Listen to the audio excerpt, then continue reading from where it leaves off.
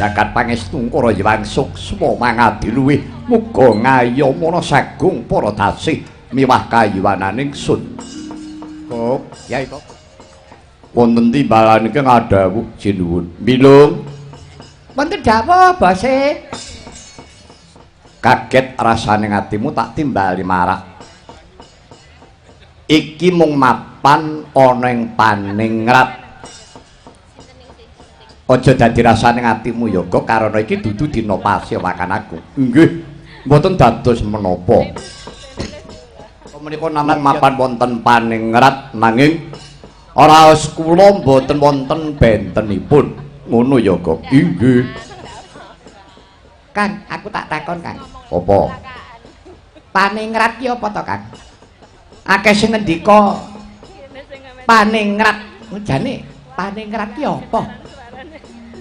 Kowe ngerti apa durung? Ana panjang ngerti ya ora takon kok ya. Paningrat. Paningrat kuwi upama nek cara nggone wong cilik ngono emper. Emper. Emper omah. Gandeng iki keraton, emper keraton kuwi jenenge paningrat.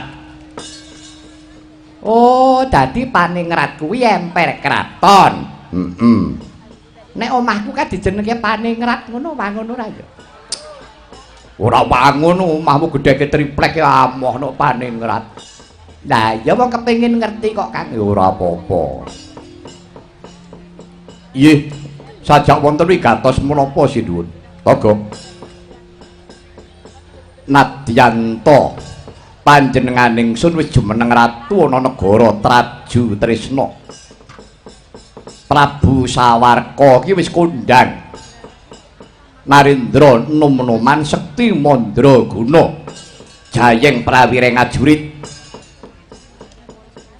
Nanging cacate kok ing atase aku iki diparingi kamukten para kasura ya Prabu Anom Setijo.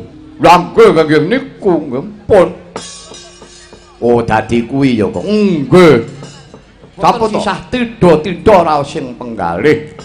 Jalaran panjenengan menika wiwit timur wiwitan alit lagi dipun gulawentah kaya ingkang Rama. Prabu Boma Narakasura. Ya pancen ya mengkono. Lha nggih. Kang, aku tekon meneh. Kuwi jenenge rombongan kok jeng tekon ae. Takon apa? Umume lho, Kang. Boma Narakasura. Ki jane sing bener ki Narakasura apa Narakasura? Nek nang nggon bukune kuwi jenenge Prabu Boma Narakasura. Ora Narakasura. Ora, ngertiku Narakasura. Tegese Nara kuwi tegese prajuriting dewa, iso diarani Narayana. Kuwi saka dasa namaning kondhang Kasusra utawa Kasura, Kajwara. Dadi tegese Boma Narakasura kuwi Prabu Boma kuwi putrane Trah Nara prajuriting dewa kang kondhang. Tegese Setijo kuwi anake Prabu Kresna ngono. Cari ana sing merdeni Narakasura. Naraka wis ngarani, Sura ki wani. Prabu Boma Narakasura ki ratu kendel karo pake wani, nyang neraka ya wani. Ngono. Kuwi sing bener sing ndi? Mbuh. Nek kok ngono kuwi aku ngarani ora mendidik. Oh ngono ya iya. Sing tangguh ya paugeran, sing wis dumadi, sing tak ngerteni, sing ditulis aku moh nek kon gugon Tuhan lho. Aku ki wis tuwa dienggo panutan nek ngantek aku engko ora genah ora cetha ndak digeguyu anak putu. Ngono. Iya. Wis. Dadi cethane mono. Aku iki putrane Sawargi Kanjeng Rama Prabu Boma Narakasura. Inggih kasinggihan mekaten. Togok. Apa bener yen to Kanjeng Rama Prabu Boma Narakasura kuwi ya sekti? Wah, nek kasektenipun pun to jagat tanpa timbang. Dedeg piyadeg sariranipun mirip kados panjenengan. Tur ingkang Rama sawargi Prabu Bima Narakasura niku kagungan kasekten ingkang dipun wastani Aji Pancasunya. Aji Pancasunya. Nggih. Kon meneh. Minggato kono ya, Lho. Ketok aku dikanca kowe malah nyedhi-nyedhi. Wong rembugan bola-bali jertakon. Nek ana wong ngomongan ki mbok mripate melek. Ora betah melek kok njuk laris. Dapurmu kaya. Lho, wong takon ki ajale adile mung diwangsuli. Lah iya. Pancasona apa Pancasunya? Lho iki ya dadi rebutan, ngono. Ya ta? Pancasona apa Pancasunya? Ngene ya, Lung, nggon tulisane. Nggon tulisane kuwi P A N N-e loro terus kaya C kuwi nganggo corek ngisor. Terus kuwi bunine panca, ya to? S U N-e loro nganggo Y terus A. Kuwi jenenge Pancasunya. Pancasunya. Tegese panca ki 5, sunya ki sepi. Jroning sepi kuwi ana daya maning jagat 5. Bumi, geni, banyu, angin sing diwengku dening swasana. Kuwi dadi kekuwatane urip. Ning kuwi dudu urip. Mula upamane keneng gaman dibobrek. Kanginan urip. Keneng gaman dibobrek. Kodanan urip. Kuwi jenenge Pancasunya. Oh, diwas ngertiku ki Pancasona. Lah nek Pancasona ngertimu? Panca ki 5, sona ki kirik. Kirik dasmu. Wong ora ngerti-ngerti senengane kok cerewet. Panca ki 5, sona ki kirik krama. Ora minggat tak idak telakmu lho iku. Minggat to kono. Rupamu kaya ngono. Pun ampun gatos ki guneme bilung ngrusak wong rembugan. Toko, wonten dawuh. Upamane aku iki bakal ngawu-awu lawan Sudarma. Sae nadyan mboten pinanggih kaliyan Kang Rama, dasaripun Kang Rama lak sampun seda. Iya. Lah nggih. Dinten menika lumawat dumateng negari Ngastina.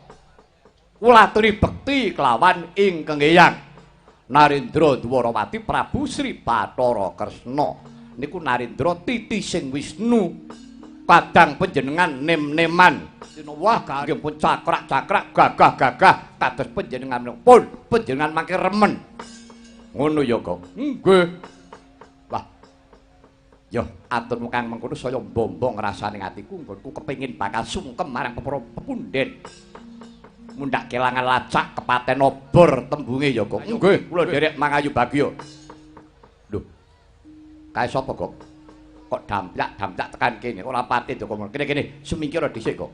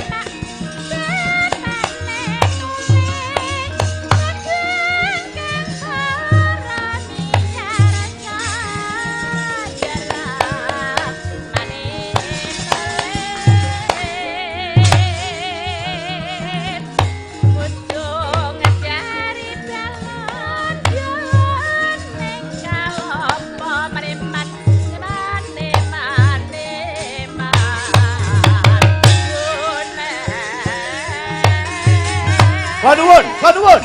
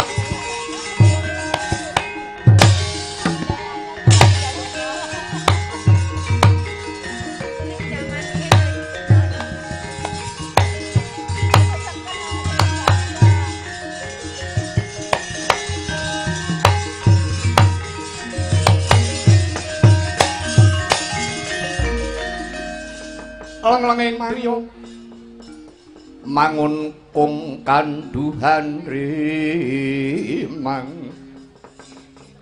lerena tanpa kanen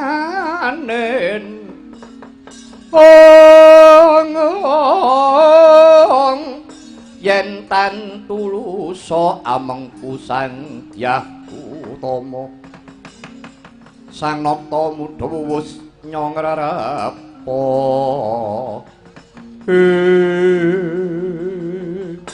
kawula amit pasang kaliman tabik sinabeta ing ila-ila tinebih nasiku dendaning Bathara sinuwun kula ingkang sowan Teja Sulaksana tejaning satriya ingkang nembe prapta ngajeng pundi ingkang sinedya wingking pundi ingkang pinaka tigas kawuryan sinten sinambating wangi Raden inggih Sang Prabu menawi paduka dangu kaliyan kula wingking saking kasatriyan Plasa Jenar kula menika putranipun Sawargi Sang Ngertyana Patih ingkang minul yuwing jagat Patih Sengkuni ingkang sudyamastani kula pun Harya Kertiwindu jengandika Harya Kertiwindu inggih tepangaken kemawon Sang Prabu kula menika satriya Banjar Junut ingkang sudyamastani kula Raden Dursasubala kula putranipun Sawargi Raden Dursasana semanten ugi kula sinuwun kula menika satriya Banyu Tinalang wayahipun Kanjeng Hyang Penemban Begawan Durna Putra Sawargi Kanjeng Rama Bambang Aswatama ingkang sudyamastani kula pun Dahyang Swela inggih ngaturaken genging panuwun ingkang tanpa upami kisanak dene jengandika kepareng rawuh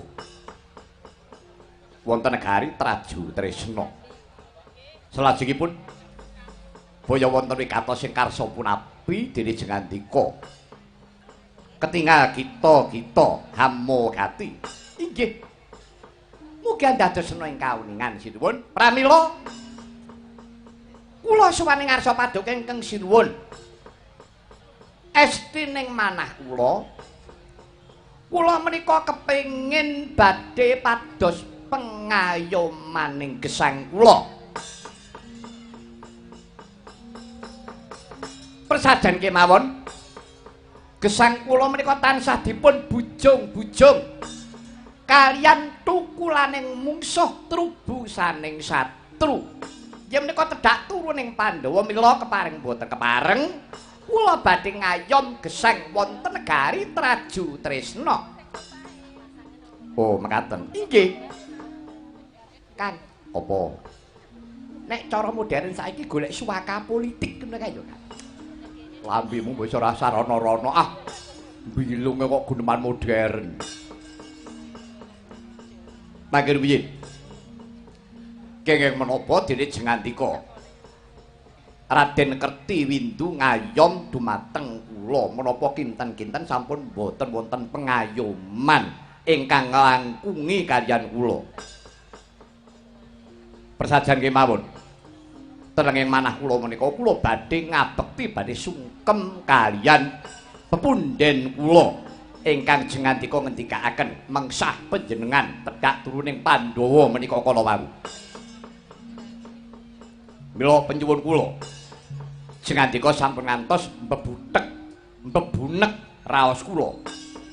Anggen kula kepengin badhe sungkem dumateng pepunden kula lan para sesepuh kula. Mangke rumiyin perkawis anggen paduka badhe sungkem kaliyan para sesepuh pinisepuh menika sae menika trep. Namung rak panjenengan nggih kedah prisa. Sapa sing kudu tak sungkemi rak ngaten? Ingkang badhe kula sungkemi menika eyang kula Narendra Dwarawati Prabu Sri Bathara Kresna. Menika pepunden kula. Oh, larak ngaten. Dados panjenengan badhe sungkem kaliyan ingkang eyang Narendra Dwarawati Prabu Kresna. Inggih, mapan menika sesembahan kula inggih, eyang kula. Nyuwun pangapunten. Menika nggih sampun dipun peteng kanthi jangkep, dipun penggalih kanthi wening. Panjenengan badhe sungkem kaliyan Prabu Kresna menika sampun dipun penggalih. Lho, mangkir piye? Ing atasipun tiyang sungkem kaliyan para sesepuh kok dadak dipun manah, dipun penggalih. Lho ngaten, mangkir piye? Kula kepengin badhe jejekaken sejarah. Sampun ngantos panjenengan menika mangke kelenta-kelentu. Nyuwun pangapunten. Panjenengan kemutan napa boten? Panjenengan menika putranipun sinten? Kula menika putranipun sawargi Kanjeng Rama Prabu Boma Narakasura. Lah rak tenan to. Agek ngono wae wis kleru. Kleru pripun? Nggih pun monggo-monggo pun ajengaken piye? Lah iki kula menika putranipun sawargi Kanjeng Rama Prabu Boma Narakasura. Ingkang matur ngaten sinten? Abdi kula Puntaka. Nah, kaya ngaten niku lho. Para abdi gombal-gombal elek ngoten niku. Mboten wurunga mesti ngapusi sing diaturke sing apik-apik, sing elek ditutup-tutupi mergo golek rai. Golek raimu. Wong edan. Mangkel aku dialani gombal. Ya men. Gombal-gombal aku nek ngelapi raimu aku ya emoh. Ngaten nggih. Monggo, sak mangke kula dherekaken kula ngertos. Sejarahipun negari Traju Tresna. Menika ingkang leres mangke dipun seksekaken kaliyan sinten kemawon menawi perlu kula atur minggah dhateng Kahyangan Suralaya bener apa ora ature Kertiwindu. Jengandika menika sanes putranipun Boma Narakasura. Laturi priksa nggih. Boma Narakasura niku rabi dereng rukun. Bojone niku dibedang kalih sedulure lanang jenenge Samba. Lakon Gojali Suta Samba Juwing. Jalaran Samba niku ngrusuhi garwane Prabu Boma Narakasura niku wau, ngeten. Menawi panjenengan badhe priksa, panjenengan niku sanes putranipun Prabu Boma Narakasura, panjenengan putranipun Prabu Bomantara. Niku bener. Bomantara niku sinten? Bomantara niku nggih sing duwe negara Traju Tresna niki. Mboten ngandel niku Togog niku ken matur. Kan matur sing satenane.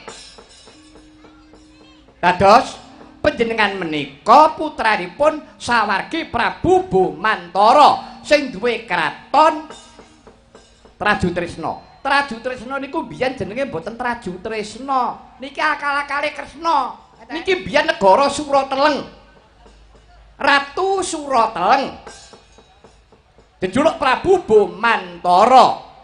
Rikala semanten Bomantara niku prang tanding kalih Narendra Dwarawati. Prabu Kresna niku Prabu Kresna keseser nyarengi. Nggih menika Setija. Setija niku nggih Boma Narakasura sing ngakune bapak sampeyan wau. Lah sarengaten Kresna ngendika, "Kowe nyoto anakku Setija nek wis iso ngalahke Bomantara." Nah, saestu Setija prang tanding kaliyan Bomantara. Bomantara pejah. Maringi panjenengan lahir. Sak sampunipun panjenengan lahir, Prabu Kresna nekseni Setija kapurih jumeneng ratu wonten negari Surateleng. Setija kowe dadi ratu ning Surateleng. Ramu iki liyen jenenge. Jenengna negara Traju Tresna. Traju ki nimbang, tresna ki katresnan. Negara Traju Tresna iki, Surateleng iki timbang ana katresnanmu, mbok timbangi karo sapa? Karo bayi sing lagi lahir kae galu. Nggih sampeyan iku, ngeten. Bayi sing lagi lahir kae anake Prabu Bomantara sing bakal nguwasani negara Traju Tresna iki mula tresnanana. Bener ngoten niku. Ajeng napa? Semanten ugi supados boten kecer. Ayo sing mang anggep bapa sing mang anggep bapak kala wau Prabu Bima Narakasura. Nggih to? Nggih, leres. Ora, matine Setija kali sinten? Matine Setija niku mboten wonten malih sing mateni nggih bapakne dhewe, Prabu Kresna niku. Ngeten. Lha kok kaya ngoten kok ajeng mang sembah, kaya ngoten ajeng mang pepundi. Nggo apa?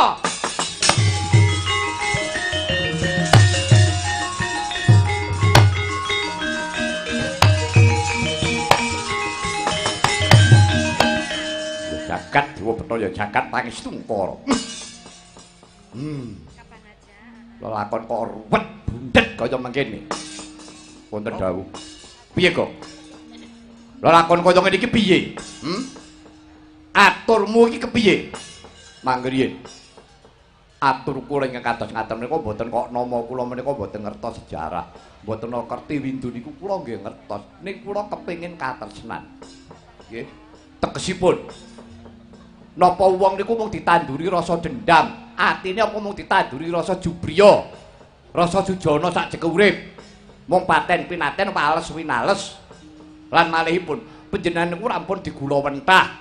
Gulawentah kali sinten? Kali Setija. Setija niku wong dregil, wong nakal, mungkin pun sampeyan bayi dipithес gek wis. Lagi ngoten. Lho niki nalar, niki nalar ngoten. Amung kantun monggo benan manut Kertiwidu napa manut kaliyan kula monggo gumantung kersa panjenengan. Wis tenan to Kang cilaka wis.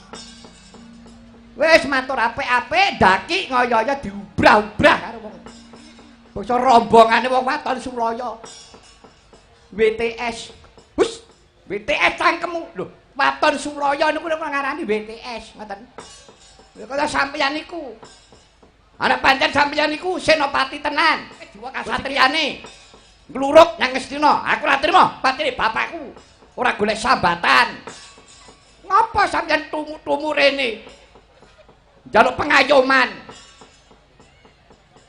Lho, kok nek bar diayomi kok terus nyadap. Ora kuwi tunggale kang ngono kuwi. Titenana. Nyadap niku dudu bebudene satriya niku budene maling. Mudeng mboten? Nek wani nyododon didodo. Aja colong-colongan. Ngopo kaya ngono kuwi? Oh, senengane kok ganggu kamardikane liyan. Allah becik bener luput niku diucapke kanthi nyata. Ora colong-colongan. Ya ora, Bro. Ora iki. Men kemropok aku. Najase disadap dudu aku melu kemropok aku kan. Meneng polah tingkah kaya ngono kuwi. Wah, jan wis ora nenter-nenter wong omah-omah. Mangger piye? Tokok bilung menengo. Napa kinten-kinten sampeyan kena kula gondeli. Lho, pripun manut kali wong buri sampeyan niku? Mboten kurunga kaya ngoten niku, mung nuduhake wong jirih getih wedi mati. Lho moko sing jirih getih wedi mati iki dheke kuwi. Ha iya no. Anek kendel diluruki dhewe nang Ngastina. Ayo, iki lho anake Sengkuni. Ora trima pakku mbok pateni. Sapa wani tanding karo aku? Ayo, wani ora, Bro? Kowe, Bro. Ora wani ta kowe ingah-ingi. Alah kacang ra ninggal ajaran. Anak Sengkune tek kon apik. Lambemu lho. Ben, alah kaya ngono mangsa malatana. Wis. Ditenana kowe. Lho, arep ngopo? Tolong bojomu. Lho ora tata ora. Mangger piye? Raden Kertiwindu, sampeyan kenging kula ugemi tembung sampeyan. Lho, sampun sinuwun. Dinten menika lair terusing batos anggen kula badhe nyengkuyung kaliyan Jengandika. Monggo, nek panjenengan kersa ngrebahaken panjenengan iso mateni Prabu Kresna. Wo, lah sampeyan iso kondang. Kondang ngalu-aluk sundha langit. Pun to. Napa meneh panjenengan saged ngrenah patine para Pandhawa. Wah, pun. Panjenengan kula badhe dadi ratu kondang, badhe kajen keringan. Kula mekaten, menawi Jengandika medharumin tata-tata. Matur ugi kula. Sak mangke kegugah rasane ati kula. Parikedah kula kepengin sanget kula badhe maos hukum sik danipun tiyang sepuh kula. Nggih, kula entosi wonten pagelaran Jawi.